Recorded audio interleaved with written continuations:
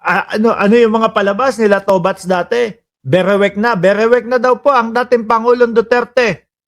Kaya ang request nila, ang hiling nila, wala na. Wag nang ituloy yung mga trial, mga bossing. Yan, ang sabi. Ibig sabihin po, umaarte pa din ang dating Pangulong Duterte. Ito po, tingnan natin ito, mga kababayan. Sabi po ng Rappler, no? Balita po ng Rappler, mga bossing, ay, ano daw? Ayan daw ho.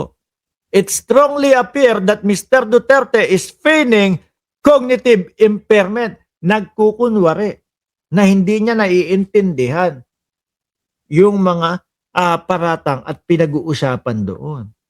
Di ba? In an attempt to avoid a trial on the merit. Sabi ko sa inyo, mga kababayan, mga boss chief mo, sir, diyan po sa ICC, dehins po uso. Yung artihan ho, hindi ho uso. Yung mga kakilala ko si ganito, tatawagan ko sa ganito, no?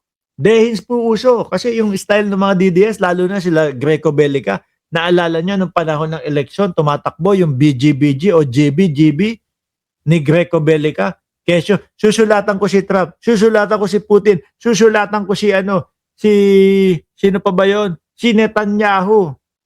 Ano po nangyari? Ako hindi ako naniniwala na nakarating yung mga sulat na yun doon sa mga binanggit niya mga pangalan.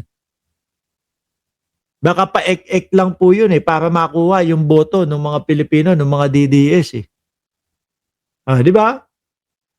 Kasi ganyan po mga eleksyon. Yung isa nga pong senador, di ba, ano sabi? 2,000 pababa na kuryente. Sagot niya na. Sagot niya na. No? O sagot na pagka nanalo. Hanggang ngayon po, hindi pa din ho napag-uusapan, mga kababayan. Wala na, tapos na ang mga Duterte. Best actor sa kadramahan. Hindi po kasi maaari at posible, no? Hindi po uubra sa ICC, mga kababayan, yung kaartehan. Papalitan yung mga doktor hanggang sa malaman nila kung ano ang katotohanan.